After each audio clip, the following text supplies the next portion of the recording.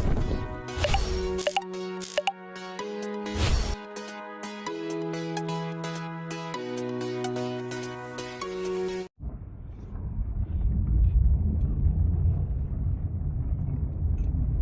Sunday morning. Kamusta na po lahat? Papasok ko na. Punta tayo ng metro station. Commute tayo ngayon. Samahan niyo ako sa akin. Lalakbay.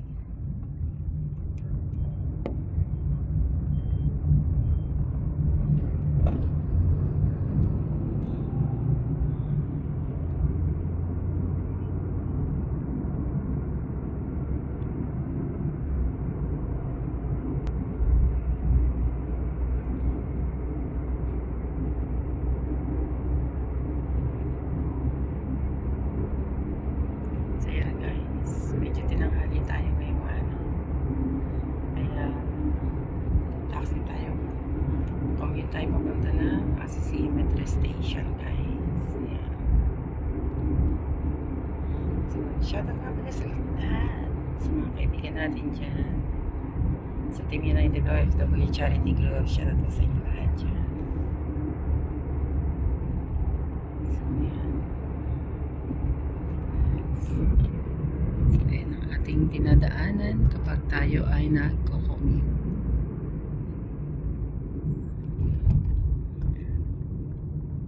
So, ayan, dito tayo sa traffic signal.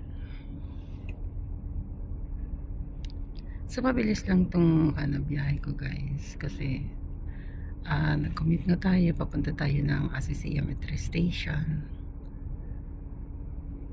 Kasi, kung iko-consume natin ng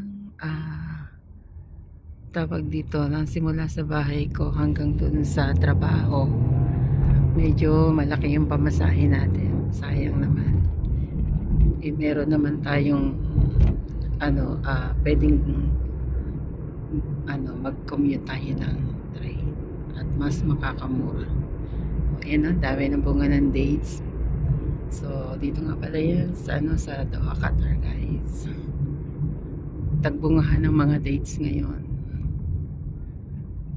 So, yan yung mga tao nakikita natin, mga nagtatrabaho yan sa construction.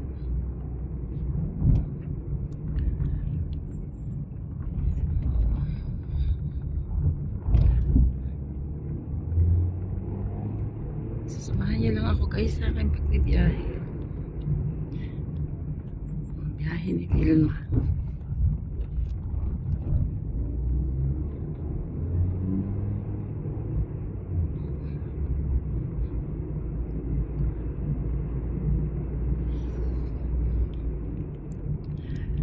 Ito nga pala sa ating mga kaibigan dyan. Shoutout nga pala sa inyo dyan. Sa ating mga old friends. Kaibigan natin, mga baguhan. Kumusta na po kayong lahat? Pasensya na talaga kung hindi ko kayo lahat ng mga kaibigan natin sa YTI na pupuntahan kasi nga busy tayo. Pero ganun pa man, nagpapasalamat po ako dahil kahit pa paano sumisilip-silip kayo sa aking sa aking mga inia-upload na mga video at sa aking live. So, maraming salamat po sa mga silent viewers. Thank you so much everyone. At sana po lahat tayo mag-iingat tayo sa mga lalong-lalo na yung mga OFW. Yung mga nasa sa bansang tigang, kung tawagin nga, kasi nasa bansang Arab tayo.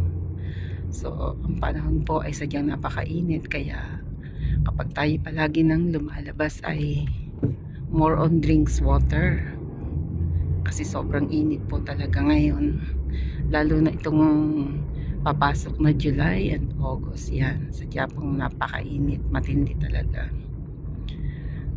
Ako sa kagaya ko na lagi nang nasa sa labas ang trabaho ko, talagang kailangan mag-iingat.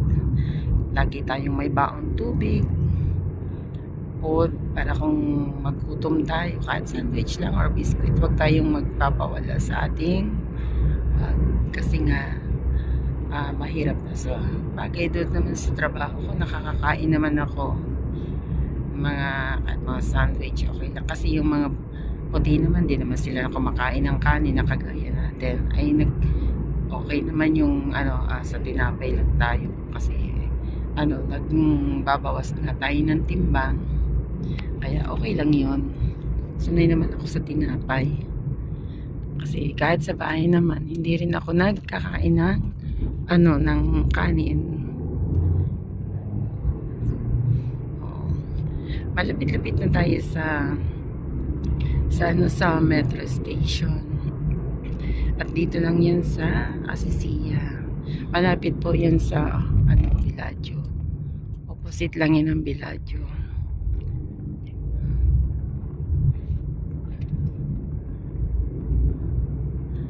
So, eskwelahan po yan. Iti Model Schools para sa mga kalalakihan.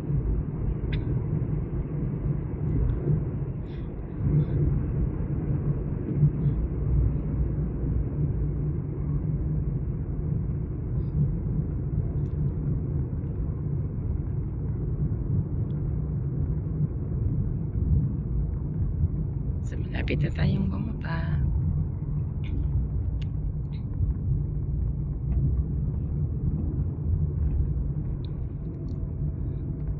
May mga balot yung dates.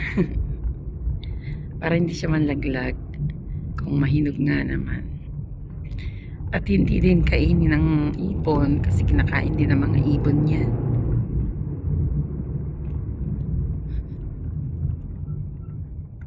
Kasi pagka ganitong panahon ng yung summer ba, taghinugan po yan ng mga dates. Kaya yan, makikita natin ang dami ng bunga kasi talagang yun ang panahon nila. Favorites ko yung dates. Marami kasing variety yung on dates.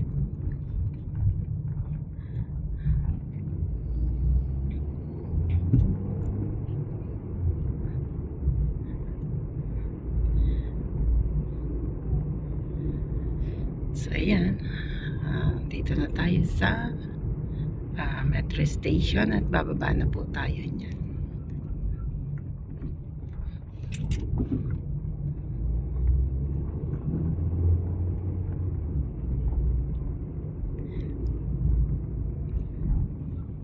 So ayan, baba na muna tayo.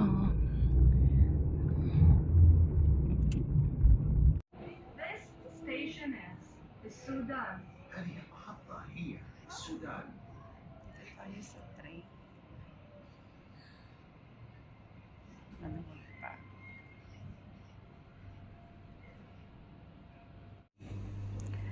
Hello guys, ayan.